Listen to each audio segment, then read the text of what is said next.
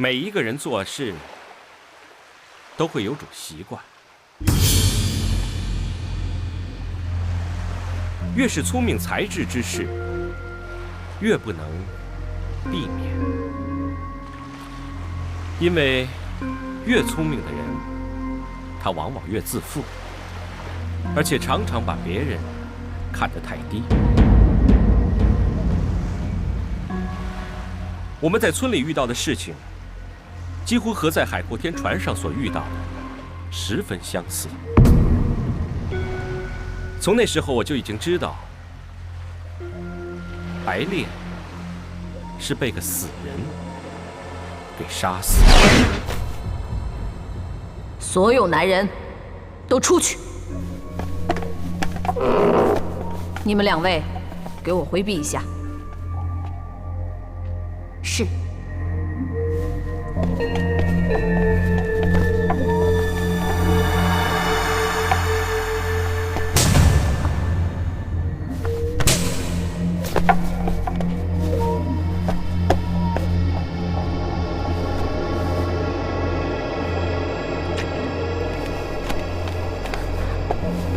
师傅，师傅，师傅！你，因为死人往往不会被人怀疑，况且每个人心里都有一个弱点，发生过的事情绝对不可能再发生第2次。我想阁下和枯梅大师就是想利用人们心里的这个弱点吧。更何况你们这么做还有另外的好处。有什么好处？这普天之下会摘心手的不过就3个人。既然枯梅大师已经死了，那么剩下的当然就是华真真和高亚楠了，而且白烈又恰恰刚好死在摘心手之下。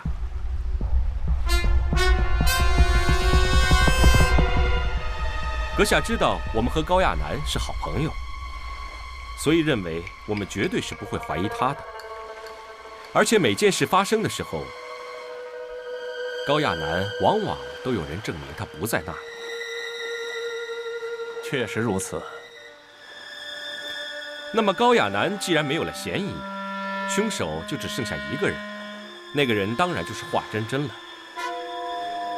各种迹象显示，他就是杀人凶手，使得我们不得不怀疑就是他。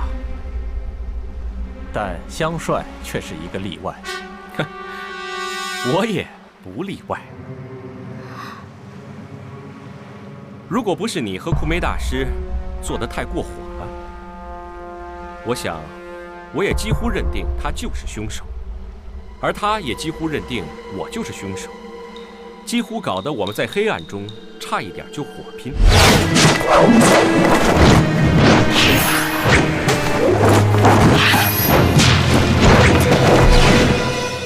无论是我杀死了他，还是他杀死了我，想必阁下都愉快得很吧？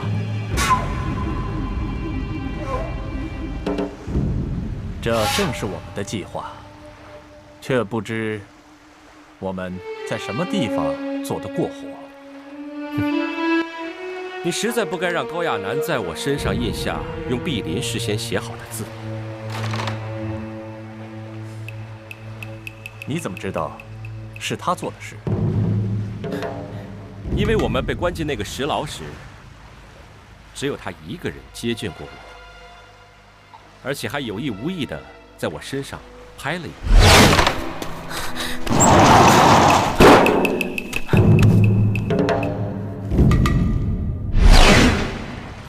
其实他早已经将那个碧林写好的字涂在手上了，只要随便在任何地方拍一下，就会马上印上去。本来是反的字，印上去之后就变成正的字。酒鬼，你还记得小时候常玩的那个把戏吗？记得，什么把戏？在我小的时候，常用石灰画个图案在手上，然后拍到别人的背后，让那个人带着走。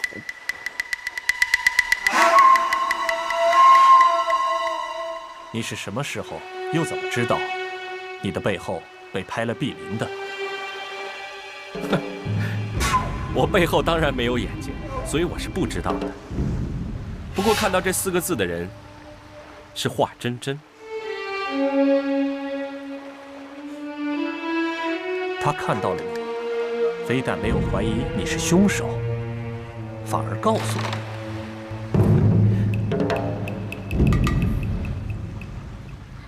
因为那时我已知道是他了。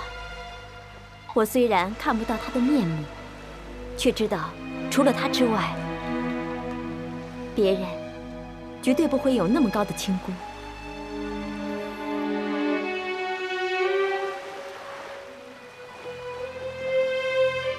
我从来都没有怀疑过他是凶手。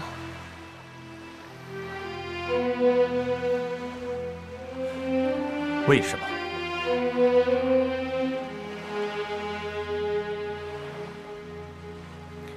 那时我才知道，他绝对不会是凶手。那时候我也才确定，凶手一定是枯梅大师。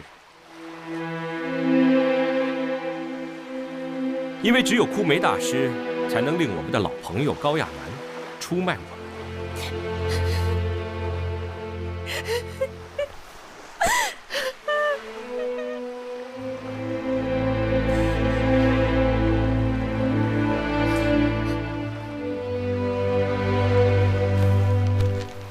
那时我们虽已互相了解信任，但还是没有停手。因为我们必须在动手的时候想出一个计划。那时我的心早已乱了，所有的计划都是他想出来的。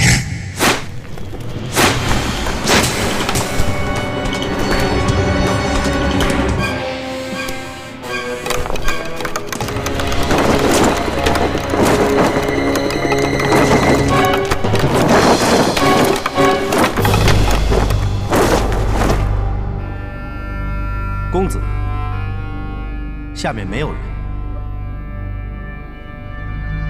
第83次巡逻的人呢？也不在。香帅的计划，在下已经领教过了，我却想听一听，你是如何做到的。他要我在暗中去搜集你们换下来的衣服和烈酒，在石台四周先布置好，他自己到上面去引开你们的注意。这当然也全靠冬三娘的帮忙。若没有她，我根本找不到那么多衣服，也找不到那么多烈酒。我要活的，我出100万两。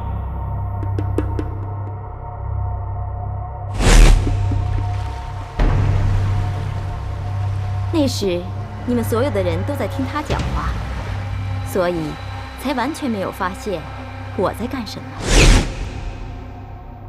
我只要你2只眼睛。好，那么就一言为定。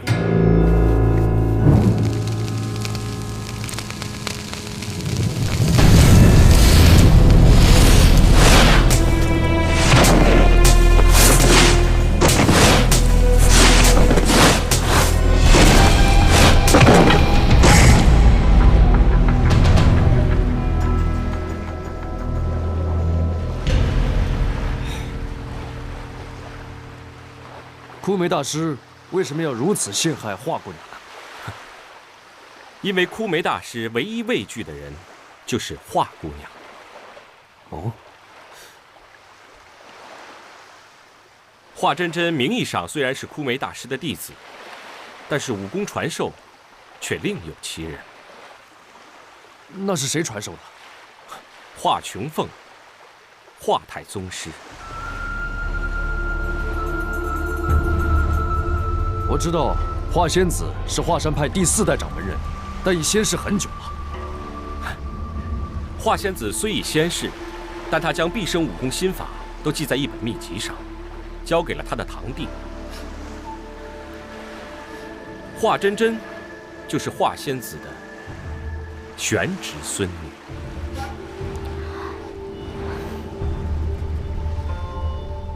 哦，我明白了。可是你虽已明白华真真的武功是从哪里学来的，但是你却还有很多不明白的，是不是？是，一点不错。那我分几点来告诉你吧。第一，华真真得到那本心法之后，功力当然比枯梅大师高了很多。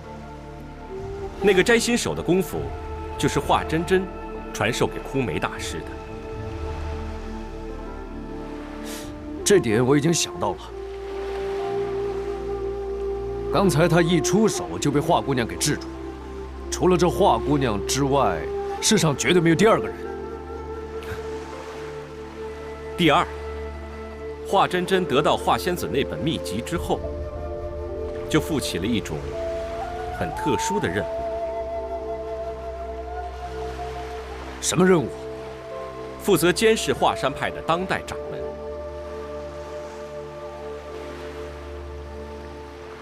华仙子那本秘籍中有这样的规定？不错。所以华真真在华山派中的地位就非常的特殊了。华山派中不管任何弟子做的什么事，他都有权利过问。华山派的弟子如果犯下了什么错，他都有权利惩罚。就连当代掌门枯梅大师也不例外。我们一直觉得很奇怪，清风13世为什么会无缘无故地泄露出去呢？就是因为我们没有想到，枯梅大师他会坚守自盗。哎呀，这枯梅大师原来是这种人，真令我胡铁花做梦都想不到。他这么做，当然是为了这位袁公子。只可惜啊，枯梅大师万万都没有想到，华山派中会多了一个有这样特殊身份的人，会突然间就多了一个监视他的人。这一切当然是因为华姑娘是最近才去找他的。就因为华姑娘想追究这件事的责任，所以枯梅大师也就必须装模作样，亲自出来查这件事了。我们都只认为华姑娘是个很柔弱的人，而且都低估了她。但是枯梅大师却很了解华姑娘是一个什么样的女孩子，知道她的坚强和聪明。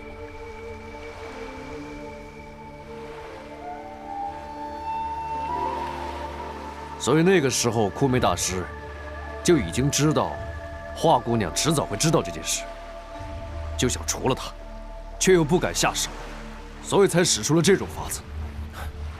不错，他这么做不但是为了陷害华姑娘，还想利用华姑娘和我们对抗。这样一来，华姑娘就会忙于对付我们，枯梅大师就可以放心的去做他想做的事。那这样说来，殷万里那天看到的黑衣人就是他了。那是当然。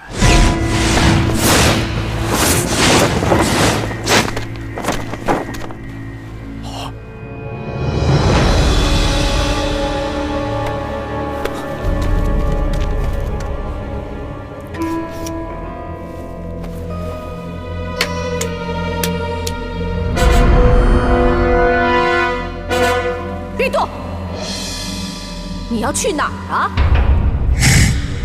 他那天晚上听到的声音就是枯梅大师的，只不过他自己不肯相信而已。因为他绝对没有想到枯梅大师会是这种人，更想不到他被炸死却还能复活，所以他才会连自己的耳朵都信不过。每个人都有做错事的时候，只可惜枯梅大师这次做的实在是太错了。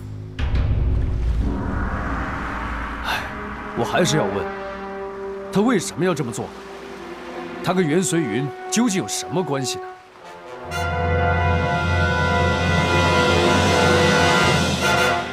这种事情，除了他们自己之外，我想没有人会知道的。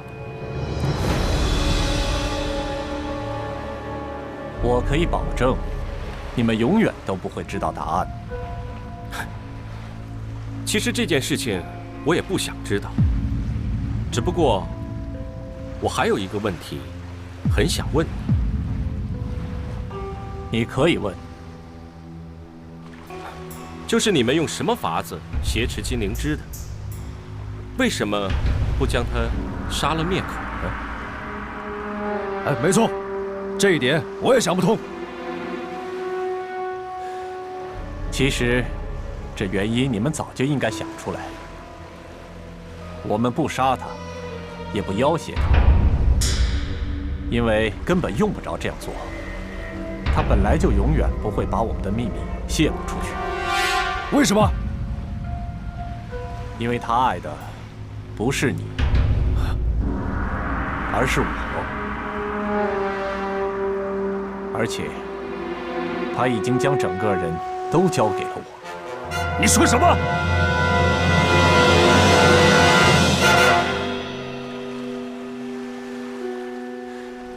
其实这一点你早应该想到，无论谁来蝙蝠岛，都只能来一次，他为什么能来2次？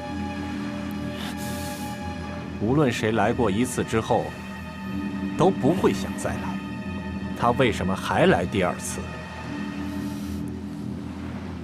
因为这次来，是为了找我。放屁！你说的话我一点都不相信。你不必相信，我也用不着你相信。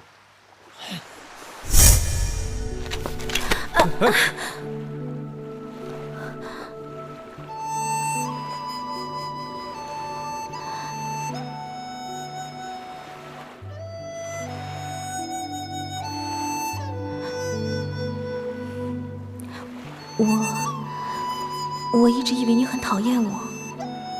我也一直以为你很讨厌我。那天晚上，他在海边真情流露，难道也是装出来的？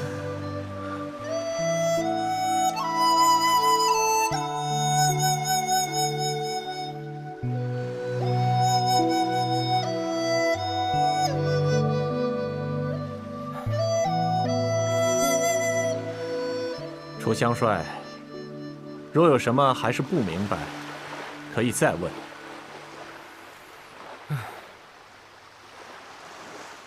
没有了。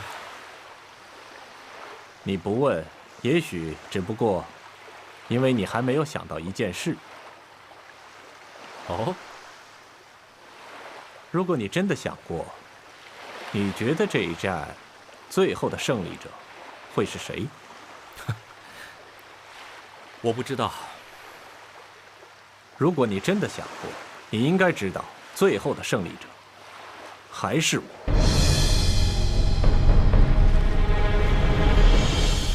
你确定你能够战胜我？本来不确定，不过2个战1个，我可以确定。2个？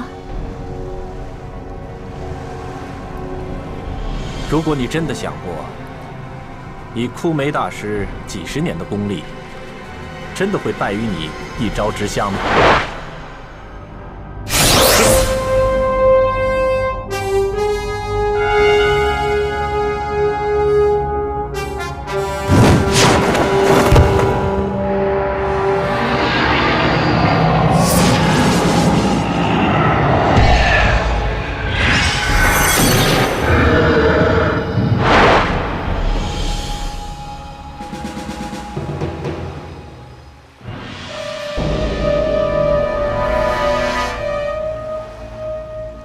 最后的胜利者还是我，而你们全都会死光，因为你们没有一个人有办法离开这个蝙蝠岛。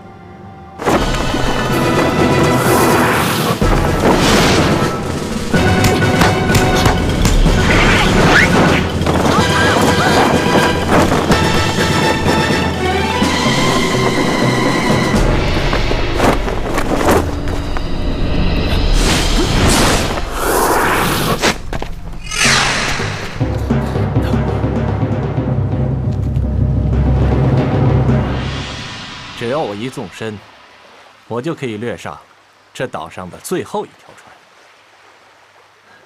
尽管楚香帅轻功妙绝天下，恐怕也无法阻拦我。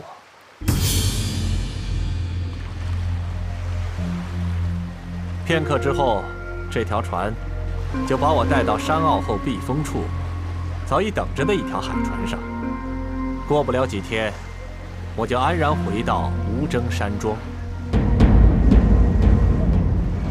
到那个时候，武林中再没有人知道这里发生过什么事，因为你们到那时全都已经死在这儿了。等死的滋味虽不好受，不过也没有法子，因为这里绝对不会找到另外一条船，而我也不会让别的船再经过这里。你一个人走？我是否一个人走，就看你们了。看我们？如果你们愿意让我把枯梅大师、金灵芝、高姑娘带走，我并不反对。不过，如果你们不愿意，我也不在乎。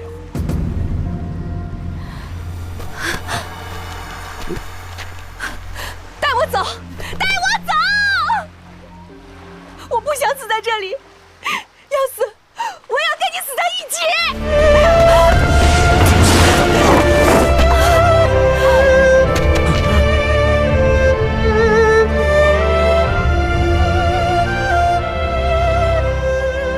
刚才在下说的是真是假，各位应该看得很清楚了。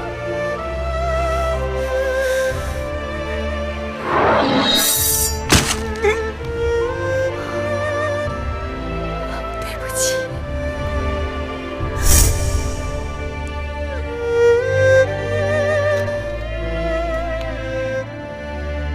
为什么要传我这招？你不需要知道这么多。既然你已经学会清风13式，我给你2条路走。一条是自绝于此，一条是拜在我的门下。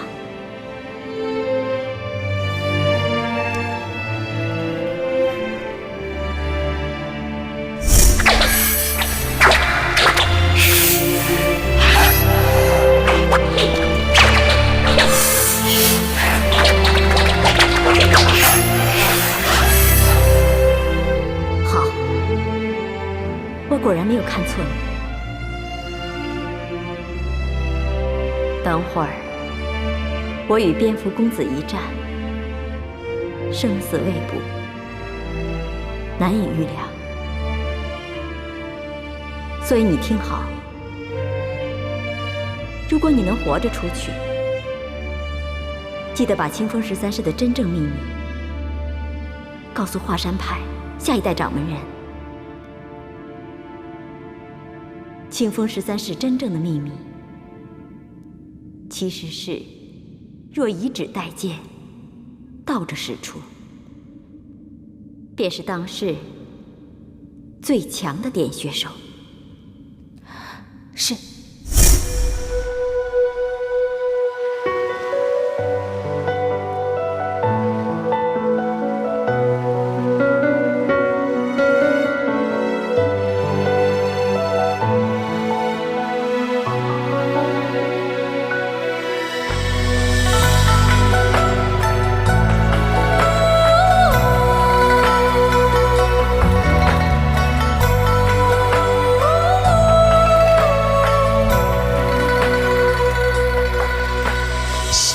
开始迷恋你的固执，会不会太迟？时间静止，凝固我的心事，为你而坚持。一分一秒飞逝，生命慢慢消失，自作聪明一时，只愿为你痴。问我还是不是爱上你时美丽的样子？袁随云死了，金灵芝死了，枯梅大师也已经圆寂了。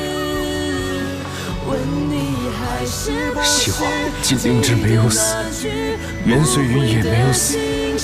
我宁可眼看着他们活着离开，也不愿意看着金灵芝死在我眼前。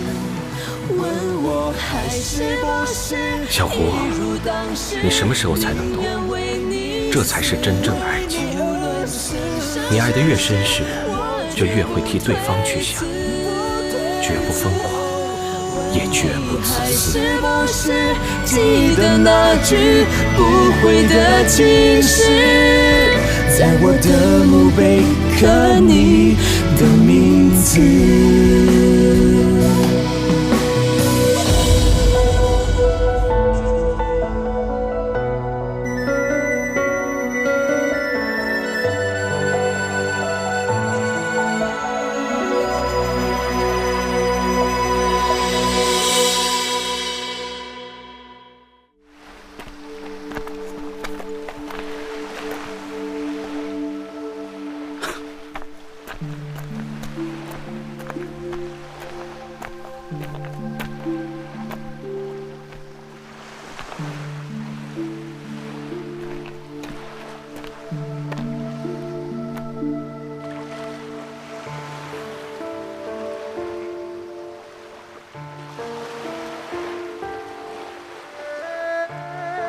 你怕我会去死是不是？你放心，我不会去死的，绝不会。因为我还有很多事情要去做。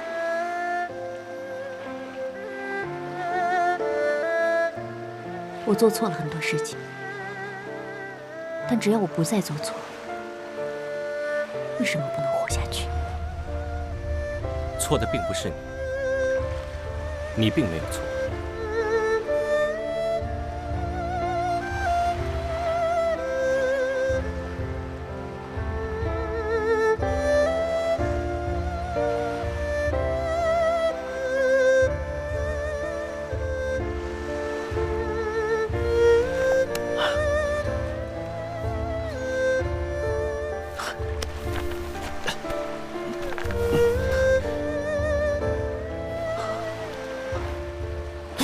你干什么？干什么？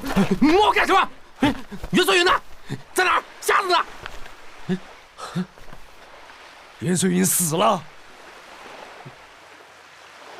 死了。那走吧。走吧。哎呀，你早说嘛！地上很凉的，都出血了，你看看，我晕血的。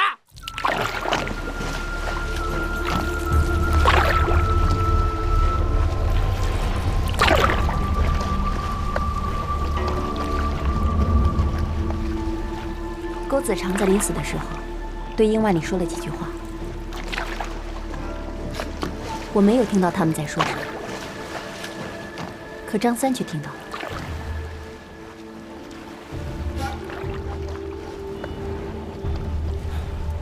你认为勾子长在临死之前，终于告诉了殷万里那个贼赃的下落？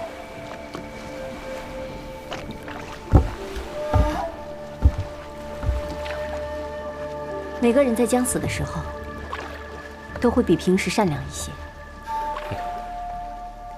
所以，你们回去还有很多事情要解决。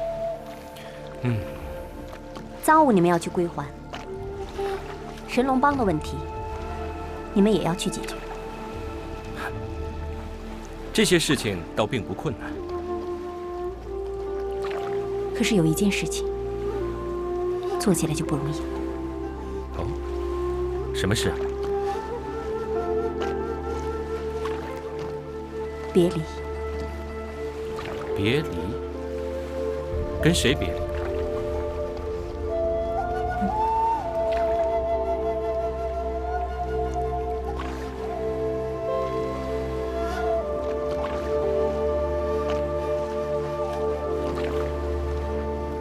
除了他之外，没有人可以接受华山派的轮廓，也没有人能挽救华山派的命运。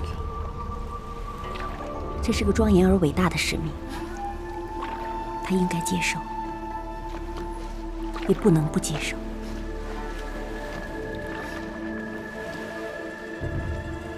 我明白。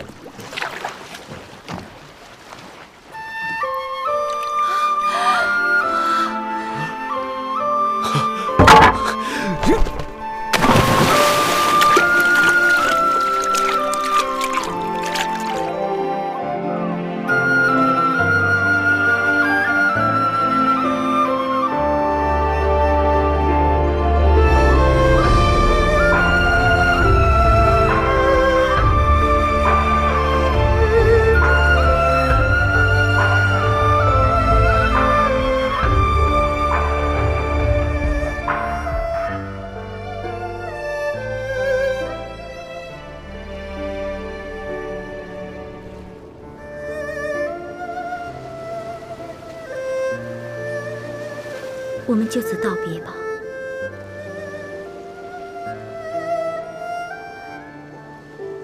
别离虽困难，我并不害怕。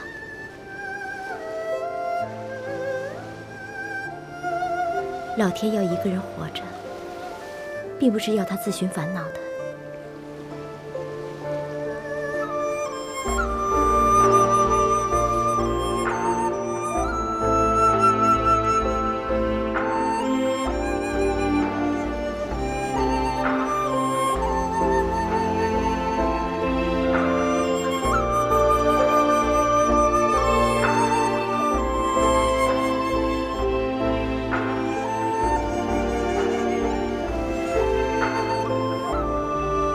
保重。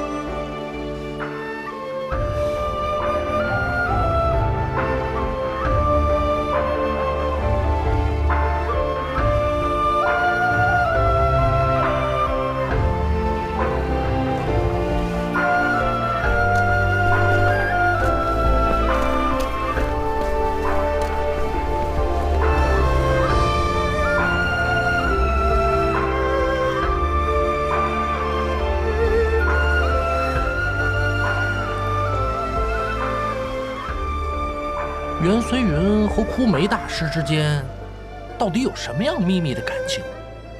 什么样秘密的关系呢？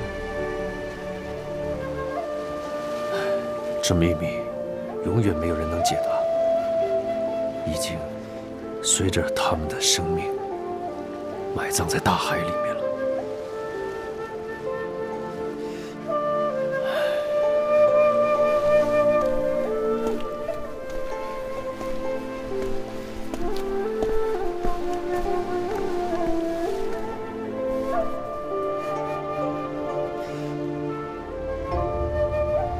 张三，还不走？啊，哎，那就乖，我要去享福去了，保重。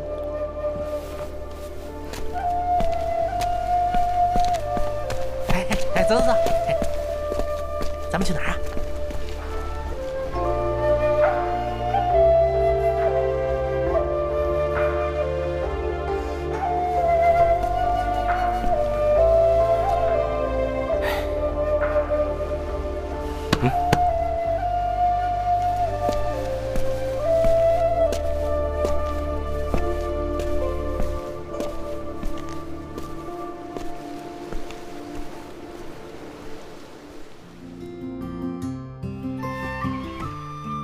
金老夫人一共有10个儿子，9个女儿，8个女婿， 39个孙子孙女，再加上28个外孙。金老夫人的儿子和女婿，有的是总镖头，有的是总捕头，有的是帮主，有的是掌门人，可说没有一个不是江湖中的顶尖高手。其中只有一个器物修文，却已是金马玉堂，位居极品；还有一个出身军务，正是当朝军功最盛的七武将军。金老夫人有9个女儿，却只有8个女婿，只因其中一个女儿以削发为尼，投入峨眉门下，继承了峨眉苦恩大师的衣钵。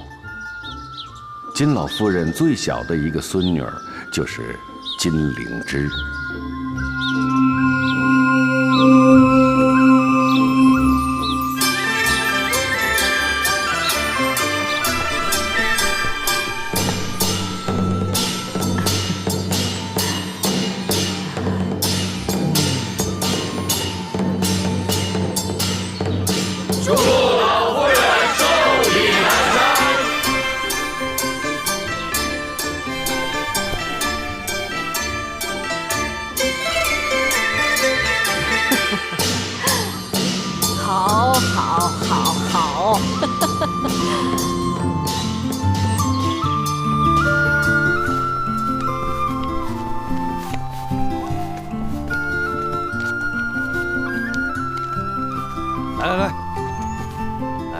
倒满啊！哎呀，喝酒！哇！哎，胡大侠，你真行啊！我们从初3来的，你一直喝到了初7。哎，错了，我们从30就开始喝了。哎，我老胡啊，一向是最讲信用的，谁让我们答应了金灵芝？这位大小姐的奶奶做寿啊，礼可以不送，但酒不能不喝，还要喝到醉才行。来，老丑丑，我们喝个3天3夜。来，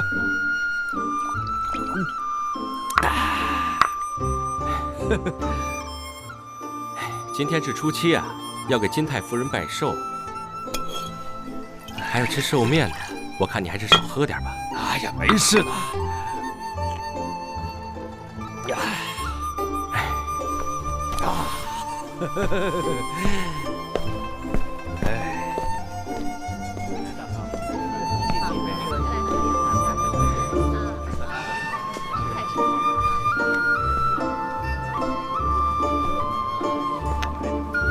这金灵芝看来还真守信，我让她不要在任何人面前说出我们的名字，她真没有在任何人面前泄露我们的身份。唉。看来这万福万寿园再大，也容纳不下这么多人，连拜寿吃面的客人都分成了3批。恭请第3批宾客拜寿。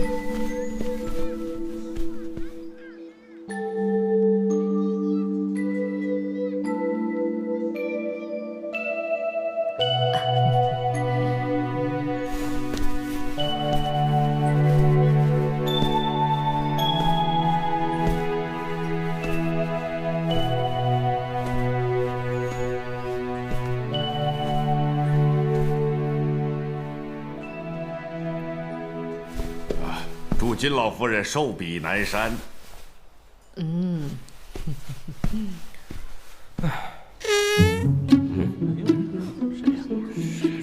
看我那边，好像是这个人接的。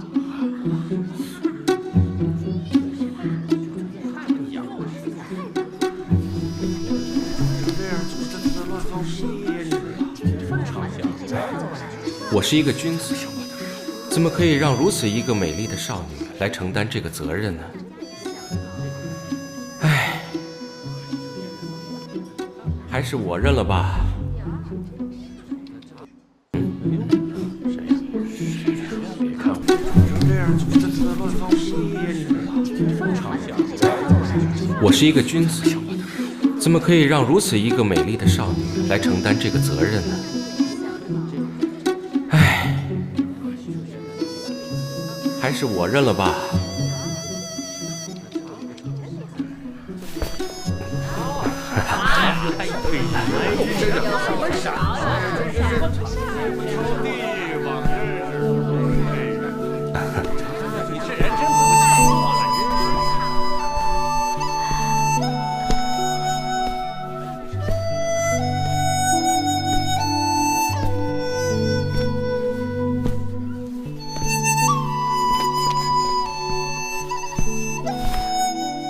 在下是金灵芝的朋友，特意来祝贺金老夫人福如东海，寿比南山。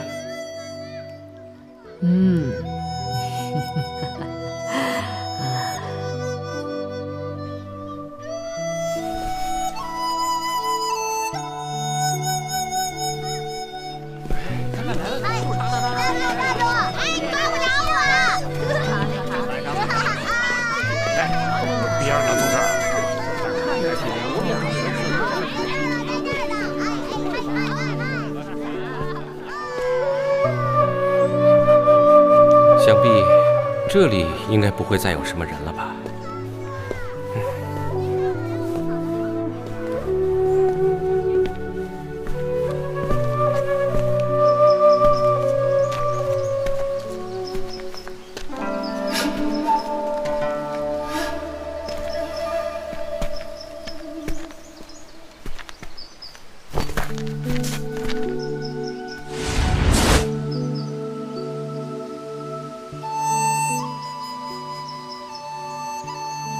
姑娘，不知道你为何一直跟着我呢？我没有跟着你，只是随便走走。那或许是我误会了。姑娘，我先告辞了。哎，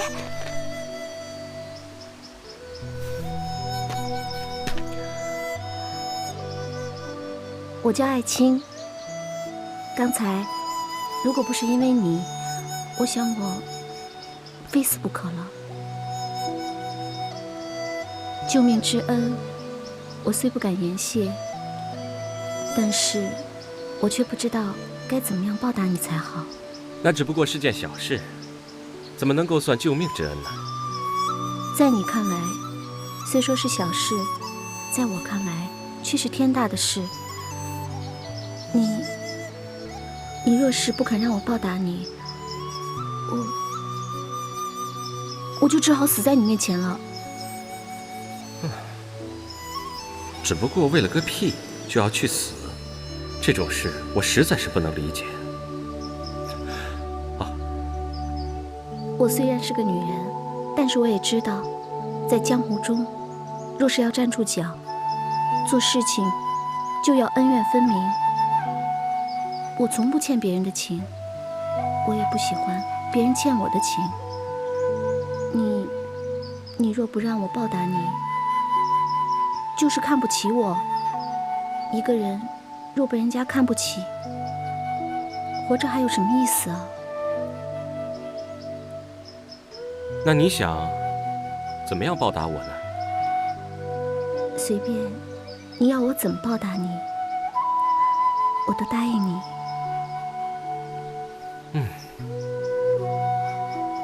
那好，那你就给我500两银子吧。什么？500两银子。如果没有500两，减一半也行。你不要别的吗？我是个穷人，家里什么都不缺，就只缺点银子。何况一个人若想报答别人，除了给他银子之外，还有什么其他更好的法子呢？想不到，你这个人竟是个呆子。难道我要的太少了，还是你给的更多？一个女人若想报答一个男人，其实还有更好的法子。难道你不懂吗？我不懂。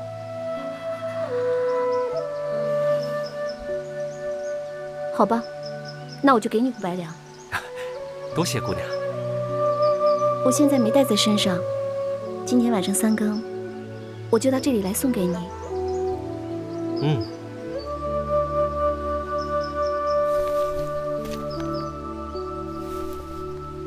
真是个呆子。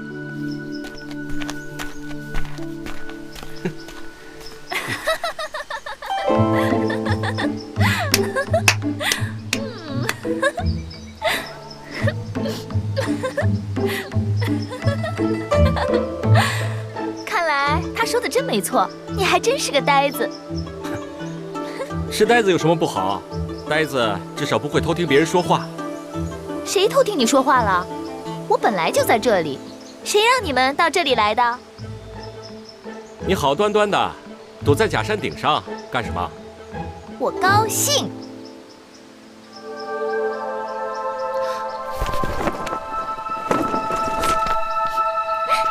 刚才那个小姑娘好像在勾引你，你知不知道啊？不知道。喂，她说的那些话，难道你一点都不懂啊？我懂。原来你不是个呆子。我当然不是个呆子了，只不过我不喜欢女孩子主动，喜欢自己主动。那，你为什么不对我主动一点呢？你怎么知道我不想？那你至少要问一下我的芳名吧。姑娘，请问芳名？我叫张杰杰，弓长张，洁白的洁。张杰杰。哎，真是个乖孩子，干嘛一见面就叫我姐姐呀？小弟弟找姐姐什么事啊？原来你还是个小孩子，只有小孩子才喜欢占人家的便宜。你看，我哪里像小孩子啊？哎，你为什么不说话了？我不说话的时候，你最好小心一点。为什么？因为我不动口的时候，就表示我要动手了。你敢？我不敢。原来你不是个呆子，是个色狼。小色狼，你既已勾引了我，若还敢跟那心爱的小姑娘勾三搭四，小心我打翻了醋坛子。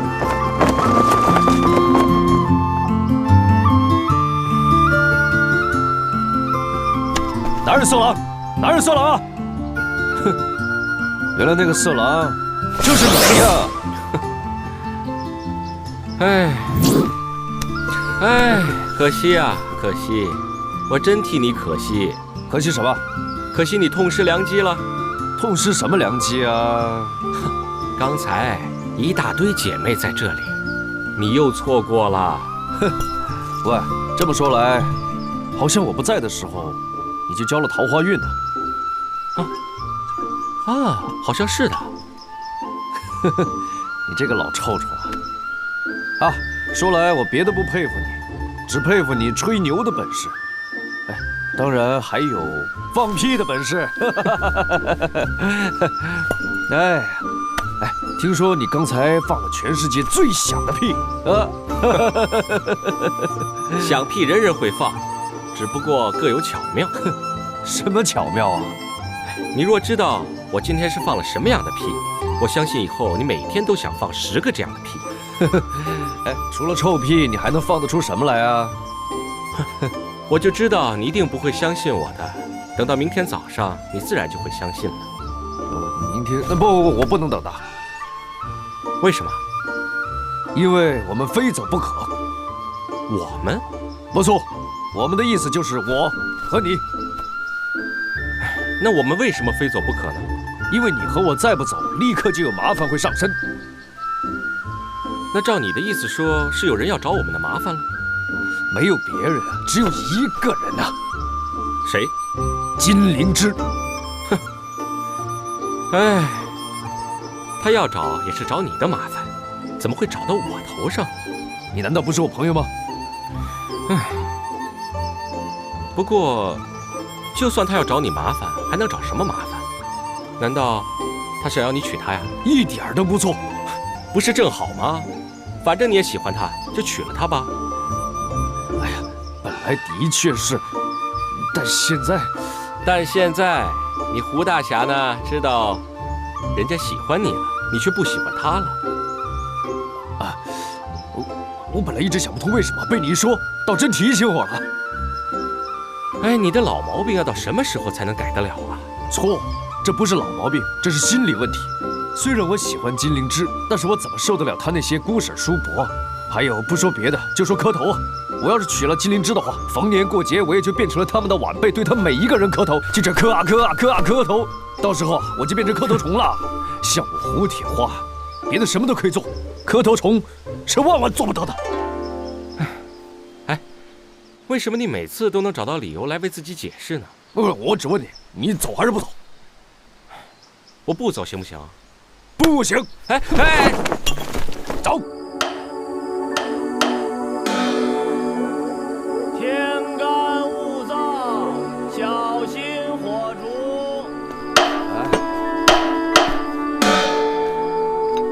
天干物燥，小心火烛。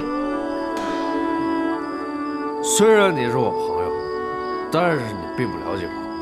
一点都不了解我的痛苦，你根本一点都不知道。你痛苦？非但痛苦，而且痛苦的要命啊！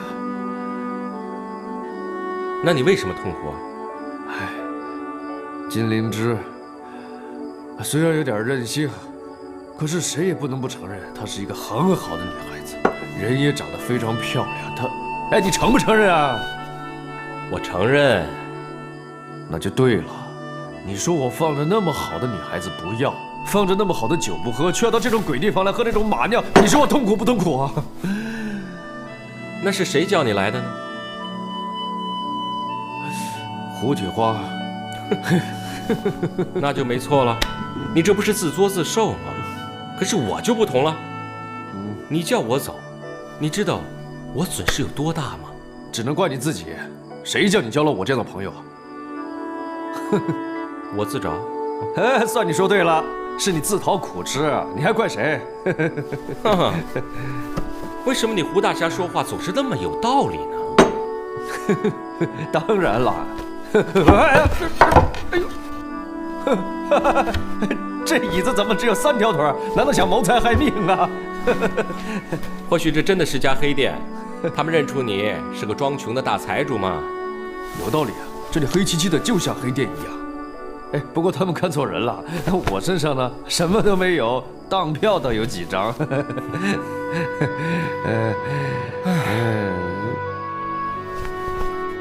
你怎么变成2个老臭虫了？因为我会分身术吗？哇，这么厉害，是不是因为你就不是人，是一个鬼，是一色鬼？还有啊，听说只要我一离开的时候，你就会交桃花运，是不是？好像是的。好，我给你个机会。咦，我怎么多了只手啊？难道变成3只手了？难道我也染上你的毛病了？哎，不行，好晕，好晕。那么远。胡大侠，胡大侠不能在这里睡的。哎，谁说不行啊？我看看，你看，哎呀，这床虽然硬了一点，但是很大啊，够睡了，别吵啊。哎。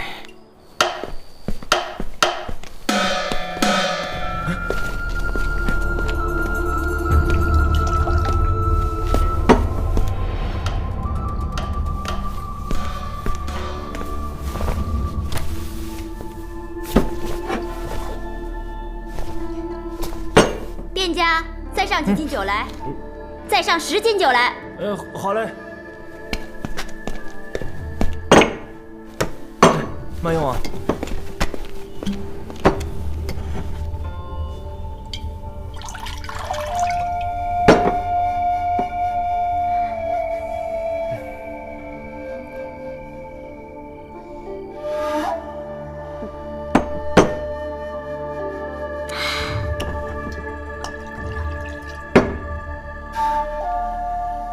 你这样喝酒，很容易喝醉的。喝醉就喝醉，谁没喝醉过？你没有喝醉过吗？你看到桌底下那个人没有？我又不是瞎子。那你知不知道，你这样的喝法会像他一样？我怕什么？本来我就想喝醉的，喝得越醉越好。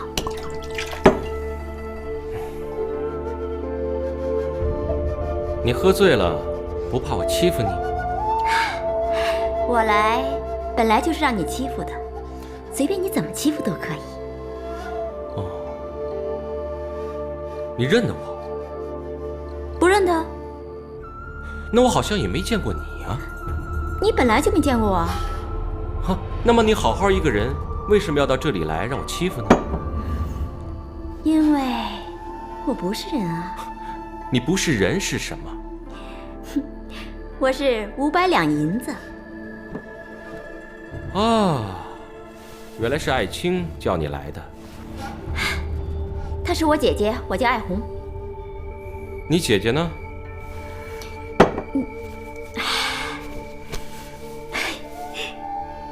我漂不漂亮？漂亮。那我应该也不算老啊。不老。你也能看得出我不是小孩子了。我不是瞎子。像我这样一个人，值不值500两银子啊？值，很值。那你干嘛要找我姐姐？莫非她把500两银子还你了？不是。她既然已经答应你了，就应该还你。她没有500两银子，所以我就来抵数啊。我们姐妹虽穷，但是从来不欠别人的债。我求你一件事，行不行？好啊，什么事都可以。你回去吧，去找你姐姐。你让我回去？你不要我？因为你不是500两银子。好。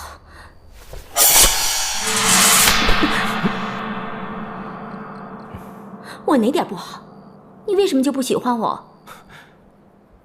我怎么知道你是不是自愿来的？谁说我不是自愿的？我若不是早就见过你，早就喜欢上你了，我怎么会来？带我走吧，到哪儿我都跟着你。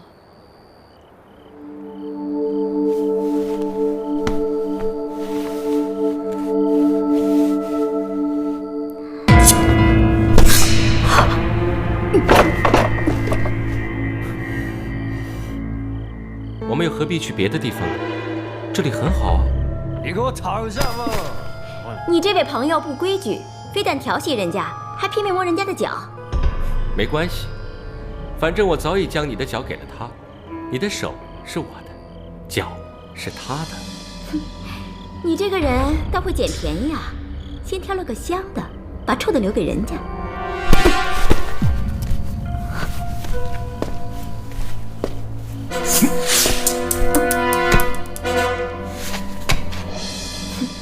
既然你喜欢我的鞋，就留给你做个纪念好了。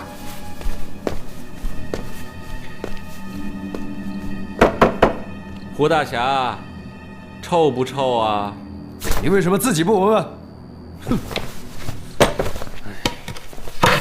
你又何必客气呢？这个是人家小姑娘留给你的，你就慢慢享用吧。哼，像你这种人，刚才真应该让他踢死你啊！踢死一个少一个。或许是因为我了解你，知道你喜欢摸女人的脚。啊，有时候我真不懂啊，你为什么总是死不了呢？是因为你运气好？或许真的是我运气比较好。你真的早就知道我已经醒了？你猜？看来你果然在交桃花运，而且是很特别那种。哪一种？要命的那种。一个人若交上这种桃花运，不出半个月就得送命。哦，真的有这种桃花运？当然有啊。这种桃花运一来，你连躲都躲不了。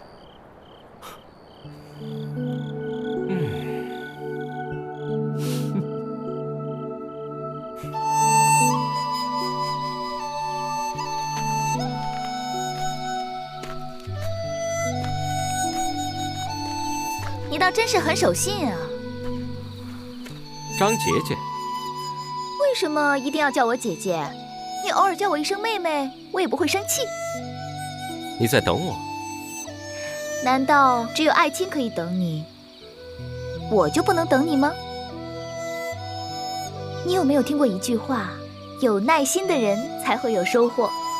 我听过。我比他有耐心。你等我很久了吗？你是不是想问，我刚才有没有看到他？我并没有想问，如果你要说的话，我就听。我刚才呢，的确看到他了，而且知道他在哪里，只不过我现在不想告诉你。为什么？我不想告诉你，是因为不想看你去死。那你的意思是说，他会杀死我？你有没有发觉，最近你突然遇到了很多女孩子？是吗？有人说，一个人交桃花运，就是要倒霉了。那天底下很多男人都愿意倒这种霉啊。那你呢？我是男人。你真的要找爱卿？我跟爱卿有个约会。你喜欢我还是喜欢爱卿？聪明的女孩子通常都不会问这种问题。你真的不怕他杀了你？好吧，那你去死吧。去哪里死？随便你去哪里死。我不知道，知道也不告诉你。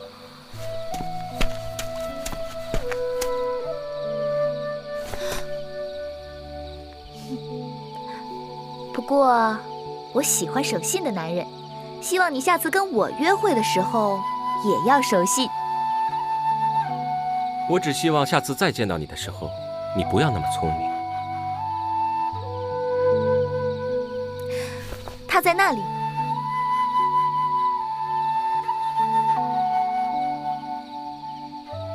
你喜不喜欢戴耳环的女人呢？那得看是谁。有些女人戴不戴耳环都一样可爱。她戴耳环。哦。有的女人一旦戴上耳环，就会变得很可怕。哼，你自己小心吧。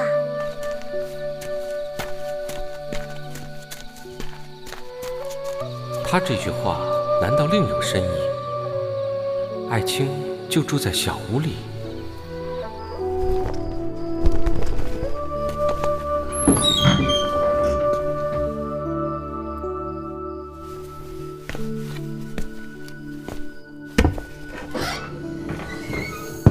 你倒很守信。我迟到了，可是我知道你一定会等我。你对自己倒是很有信心嘛。一个人若连自己都不信任，那还能信任谁呢？我相信你一定会来的，因为我知道你这种男人是不会放过任何机会的。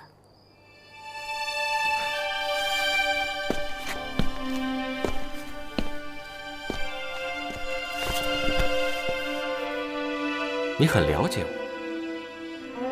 我也知道，你要的并不是500两银子。你那么说，只不过是因为对我没有把握，所以你要试试我。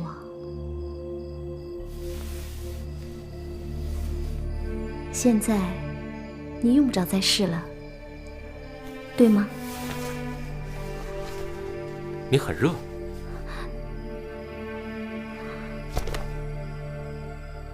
我很冷。也对啊，像现在这样的天气，谁都会觉得热的。连猪都不会觉得热的。难道你想洗澡？我洗过了。那就是你衣服脏了，想拿去洗。你不要担心，如果你没有衣服换，我找一件借给你，至少你妹妹的衣服还是能穿的。我妹妹？你想不到我已经见过她了吧？你几时见到她的？刚才。那么刚才你一定见到鬼了，大头鬼。她的头大不大我并不知道，但是她如果是鬼的话，绝对不会是大头鬼，是酒鬼。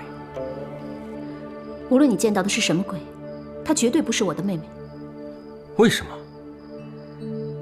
我没有妹妹。一个都没有？半个都没有。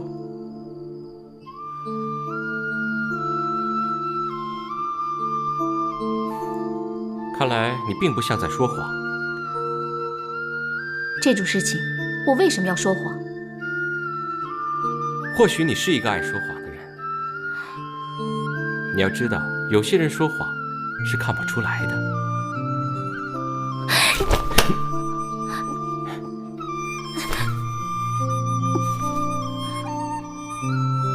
你想怎么样？我只想你明白2件事情。你说。第一，我不是猪，是人，是男人。那第二呢？第二，你说的没有错，我并不是君子，所以再这样下去，我就要不客气了。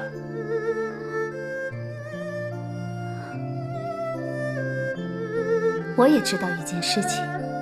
哦？其实你是个胆小鬼。你很快就会发现你错了，而且错得很厉害。难道你还敢对我怎么样吗？你没有错，我的确不敢。我就知道你会对我这样的。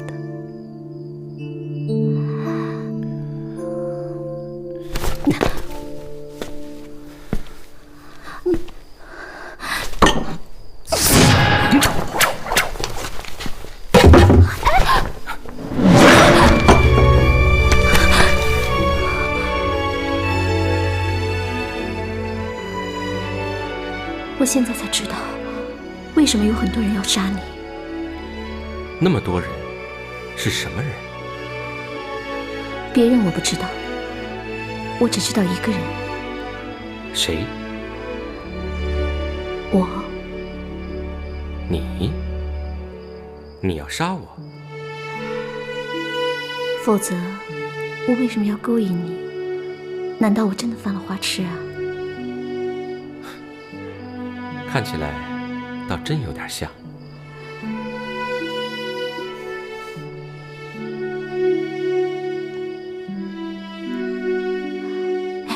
小心我的耳环。你的耳环？你不能碰它。为什么？耳环里有毒针，你若想把它解下来，毒针就会弹入你手里。这些针有毒吗？每根毒针都能够毒死一头大象。难怪有人说，有的女人戴上耳环就会变得很可怕。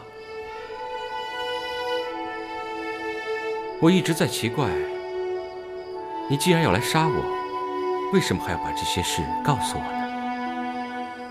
因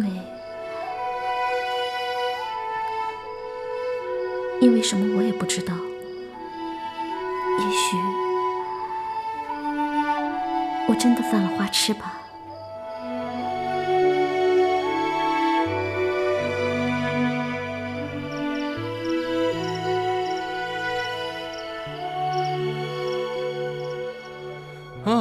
我知道很多杀人的法子，可是用耳环来杀人，的确很别致。如果我真的死了，那就有趣了。有趣？因为我将成为天底下第一个被耳环杀死的人。难道你没有想过，也许你现在已经是个死人了？你认为你的方式一定杀得死我？你想呢？以前想要杀我的人也很多，他们都认为自己的方式一定能杀得死我。结果呢？结果，我现在还在你面前啊！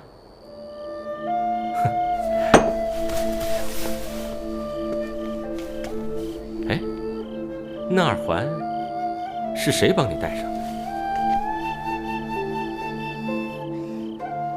为什么问这个？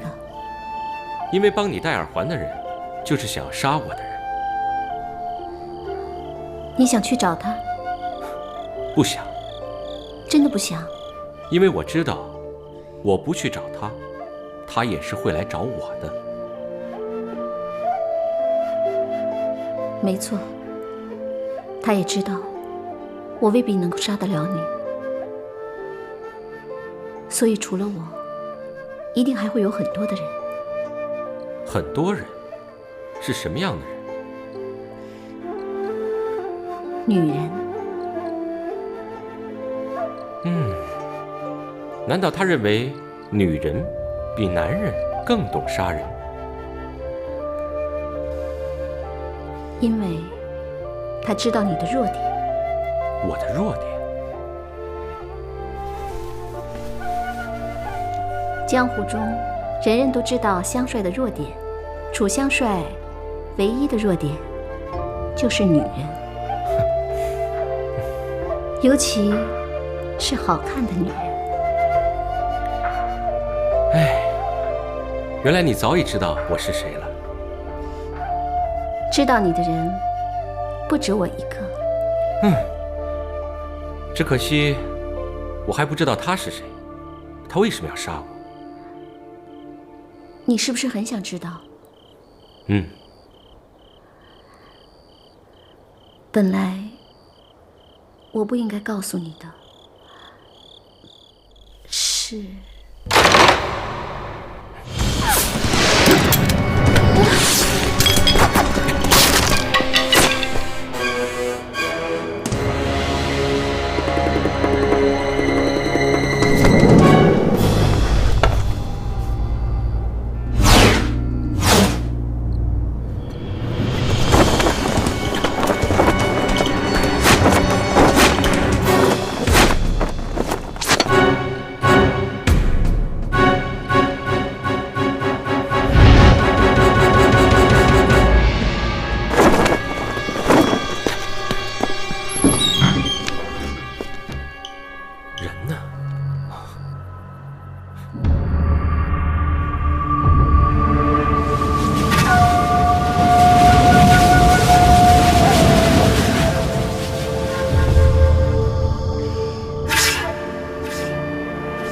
这只蛇要杀的人不是我，是爱卿，可这只手并不是刚才那只手，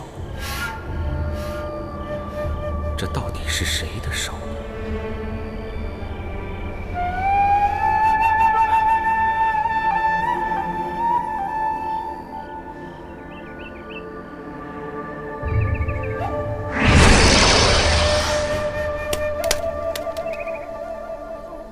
恭喜恭喜呀！恭喜，恭喜什么啊？难道你看到新郎官的时候，从不说恭喜吗？你很无聊。新娘子呢？我也想问你，什么新娘子？问我？问我什么？她在哪里？她难道已经走了？这句话我也正想问你。你不知道她去哪里了？你若不知道，我又怎么会知道呢？因为你好像知道他很多事情。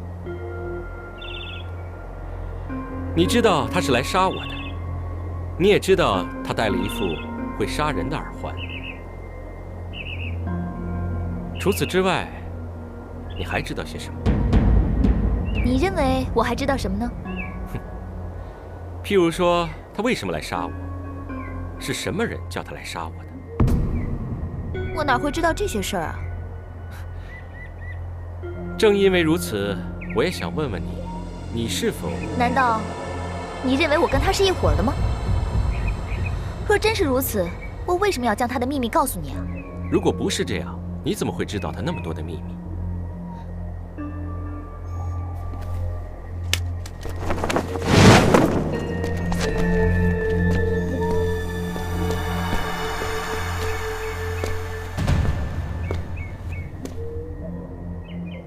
你知道这是谁的手？这不是人的手。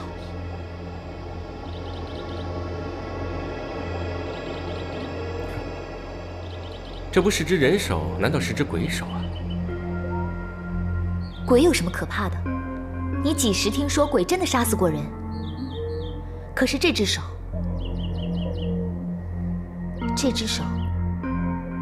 是勾魂手。勾魂手。无论谁，只要看到勾魂手，他的魂迟早都要被勾走的。勾魂手分好几种，最差劲的一种要勾人的魂，也只不过半个月的时间。那么这只是属于哪一种呢？这只是最好的一种。照你这么说，越漂亮的手，是不是勾的魂越快啊？一点儿也不错。你还笑得出？你认为我在吓唬你？等到你的魂魄真的被勾走的时候，你就笑不出来了。非但笑不出，简直连哭都哭不出来了。我只是在想，这只勾魂手是用什么法子勾魂的呢？那个法子一定很有趣。没有人知道，知道的人都已经进棺材了。但你却知道。我只知道，这是勾魂手。你以前见过？听人说过。谁说的？一个朋友。你朋友知道的事还挺多的。我告诉你的事，都是他告诉我的。那他现在在哪里？现在是什么时候啊？早上。在这么早的早上，你的朋友通常都在哪里呢？我的朋友通常都躺在别人的怀里，或者在酒铺的桌子底下。我的朋友既不是酒鬼，也不是疯子，他们都是正常人。正常的人这种时候当然是在家里了。好，那我们就走吧。走？去哪里啊？当然是去你朋友家里了。我为什么要带你去？因为你不带我去的话，我会很难过。既然我们已经是朋友了，你也不舍得看见我难过吧？我们已经是朋友了，对吧？那我就偏不带你去，偏让你难受，最好难受死你。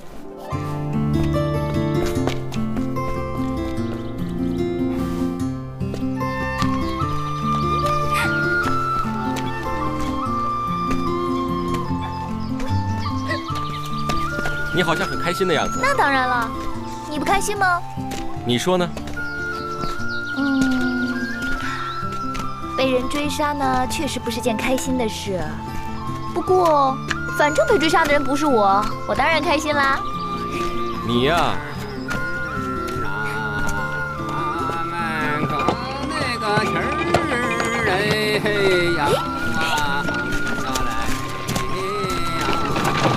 老伯，老伯，您是要进城吗？是啊，进城卖菜去。那我们可以搭您的车进城吗？可以啊，你们小两口一起上来吧，反正空着也是空的。谢谢老伯。哎，人家说咱们是小两口，你干嘛不否认啊？你都不否认，我否认什么？那我们俩是不是真的像小两口啊？我若是成亲成得早，女儿都跟你一样大了。你想做我儿子，老娘还嫌你年轻些了呢。